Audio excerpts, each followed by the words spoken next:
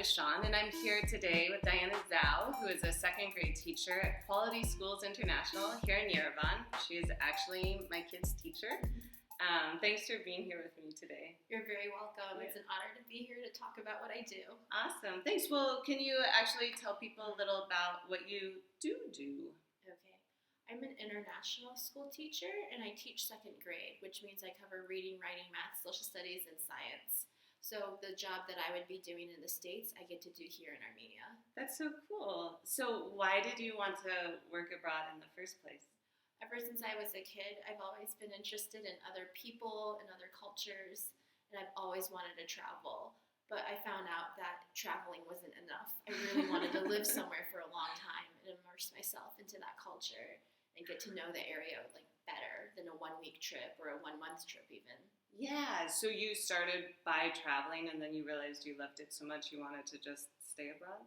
Yes, and my next door neighbor growing up, she went to Korea and worked at an international school, and she encouraged me to apply for international teaching jobs. Oh, cool. Were you a teacher in America first? I was a teacher for 3 years in America before I moved abroad. But were you planning on staying and being a teacher in America, or did you intentionally become a teacher in America so you could also work abroad? I actually first didn't even think that teaching abroad was going to be something I wanted to do. It happened really fast. Yeah. But I was first working in the States, and then something changed in my life, and I decided this is the chance to do something. This is the chance to just go abroad. What else do I have to lose? Yeah, and you took that chance. I sure did. And where did you go first? I first went to Kazakhstan, and that's with the same company that I'm currently teaching with. That's so cool. So how did you even, where did you grow up? I grew up in South Bend, Indiana, and I also went to college and got my master's in Indiana. So when there was a time where I really wanted to leave, it wasn't just enough to leave Indiana and go to a different state. I really wanted to go all the way abroad. So here you are in Indiana teaching. How did you? So your next door neighbor told you about teaching abroad, so you learned about it from there, which is so cool. You never know how someone in your life is going to totally change your life and take you on a whole new path.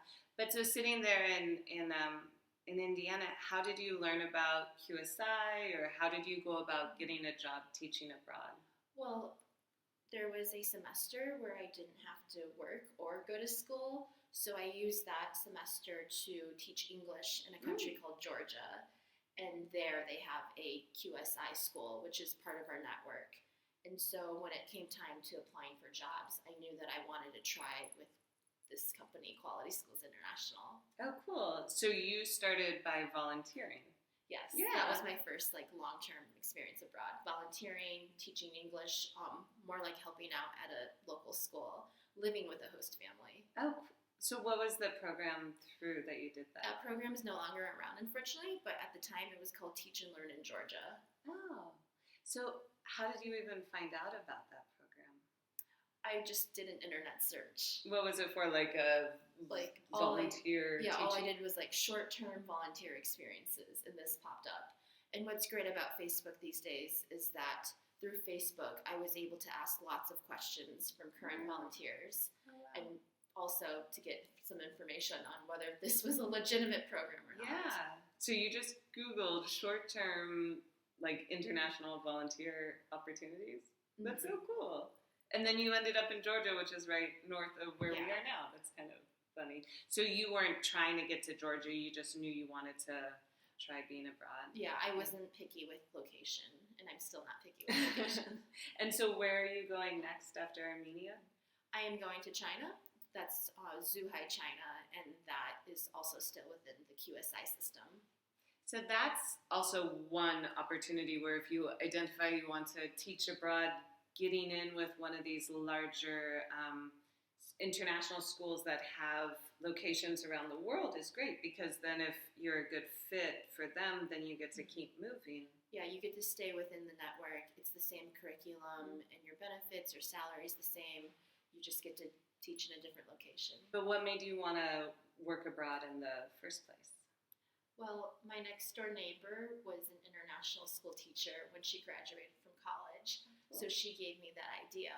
but I've always wanted to go to other countries ever since I was in elementary school myself. Oh, wow. I went to a very diverse school, so kids from different countries were attending it as well.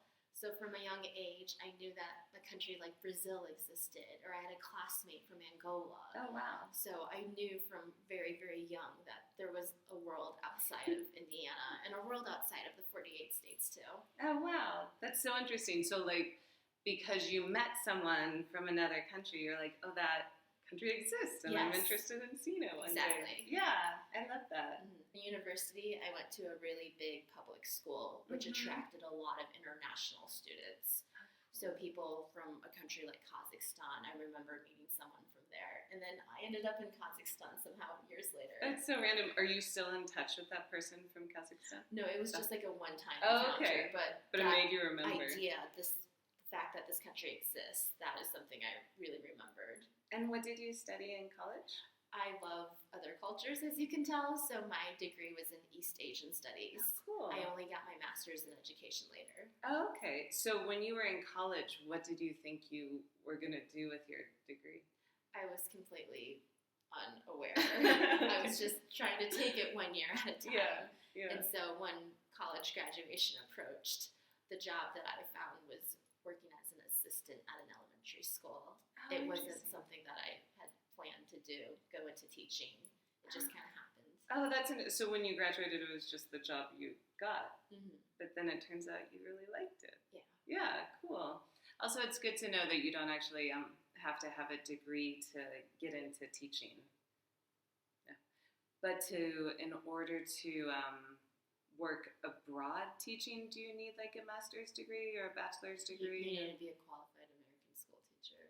Oh, okay. Yeah. So that's helpful to know. So there's like some website with a list of like qualifications you need to be a school teacher. So if you want to teach abroad, there's 2 routes you can take. You can teach English, so you could take some courses online or take some courses in your community that would qualify you to be an English language teacher. And if you want to teach at an international school, then you need to get certified through your university and then through your state. Oh, interesting. Okay. And do you have to have previous teaching experience in America in order to be qualified to teach at like a QSI or another international school? A lot of schools do prefer 2 years of experience in your home country, but then there's organizations like Quality Schools International that will take you without previous teaching experience, as long as you're certified and qualified. Oh, okay. That's so good to know. But then also like this volunteering program in the country of Georgia that you did. So you Googled like what short-term volunteer opportunities abroad, and the opportunities you found for that, did you have to have like experience teaching already, or were they just looking for volunteers who would teach English? It depends on the type of placement they give you. If you're going to be teaching at the university level, then it's best that you do have an English certification. But if you're going to be volunteering or assisting the English language teachers already there, then it's fine if you don't have this background in teaching English as a foreign language. Oh, okay. Well, it makes me think my husband taught English for a little while he was in college. He like took a semester off to teach English there, and obviously he didn't have his bachelor's yet. So I would imagine there'd definitely be some opportunities. Or a lot of people do JET, the English teaching in Japan. I wonder if to do JET, if you need pre-qualifications. You don't need to. Oh, okay. As long as you're college educated. Oh, nice. Because I could see that being like a good thing to do, like something like you're volunteering or JET to see if you like teaching abroad, and then if so, do what you have to do it as a full-time career like you do. Yeah, that's cool. So what advice do you have for someone like who's interested in teaching abroad? To teach abroad and work at an international school, then you'll need to get your teaching license, and you'll want to do student teaching in your home country. That's more preferable. And then I would recommend going to a job fair. There's a lot of them that are advertised throughout all of the 50 states, and talk to recruiters about what their company offers, what kind of locations they have. These are international school job fairs? Yes. Oh, like in person. That's Yes. interesting. I just don't think of like things being in person So anymore. some schools have recruiters, and a lot of schools send their principals and assistant principals to come and do interviews. Wow. So you can get offered a job without having to actually go to that country first. They come to you. That's awesome. So you just Google like international school job fair in your state? Yes, a lot of them come to your state, and then there's some major ones in the big cities around the states. Wow, I had no idea. That's interesting. Because my husband's a teacher, but because I am in the Foreign Service, just whatever country we're going to, then he reaches out to the schools there. So it's interesting that, like, yeah, they come to you in America. Well, that's really great. And then what do you wish you had known? Like, this is your third or fourth country that you're living in, and you're pretty well established.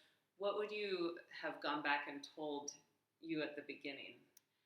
I think this is a very personal question, but I'm so happy to answer it. I think when I first started living abroad and meeting people from my home country, America, I was really naive. I thought that just because people were living abroad, that everyone would have the mindset of being very tolerant and open-minded and respectful. And over the years, I've been a little hurt or surprised when people, they may have some very different opinions about the world than I do, or just because they're living abroad, it doesn't mean that they're open to other cultures and accepting of people who are different from them. Oh, wow. So I'm not as naive anymore, so I think this is what I wish I would have told myself 7 or 8 years ago, but I had to learn it on my own. Yeah, maybe to protect yourself a little. So you've lived and you've worked all over the world. What are some places that you've really loved that you've gotten to go to? Last summer, I went to Rio de Janeiro, and I stayed there for a week. I enjoyed walking by the beach, I enjoyed doing the hikes, and I loved staying with my Airbnb host family. Oh, wow. And my favorite place that I've lived in, like long-term, has been here in Armenia. It's changed my life. The Armenian people are very friendly and open, and I've done some new things, like learn how to sing and learn how to dance. Oh, wow. That is so I'm cool. leaving Armenia a changed person. I have to say, I love Armenia, too, a lot. So I totally empathize. What kind of singing and dancing have you learned? I was able to join a choir, and we sing songs in German and English, Cool. and a little bit in Armenian. Wow. And then the dancing that I've been doing is social, so it's salsa, bachata, and kizomba. I love that. And in order to be a better dancer, I decided to take ballet, and I fell in love with ballet as well. That's amazing. I love that in Armenia you're exposed to dancing from a different part of the world. That's so cool. To me, that's just like being receptive to new experiences and putting yourself out there. And I love that because you never know, like, ballet? Who would have ever thought that, in your 30s you'd, like, be exploring ballet? That's so cool. So thank you so much for taking the time to talk with me today. Do you have any parting words of wisdom you'd like to share? I think if you're interested in going abroad, then to be really open-minded about location. Disregard any stereotypes or rumors you may have heard about a certain country or city, and just trust yourself and just go along with it. And another piece of advice I have is when you're saying goodbye, to never say never. You may see someone again, and you may be able to visit another country, that same place, return to it over and over. You never know. I love that. It is so true. I think part of our lives as global nomads is you realize that the world is kind of a small place, and you do get to go back to places or see people that you know in other places. It's kind of beautiful. It makes you feel like part of a community, kind of. Yeah, cool. Well, thank you so much, and thank you for listening. Leave a comment if you have a question, and please subscribe, and know that you are on your way.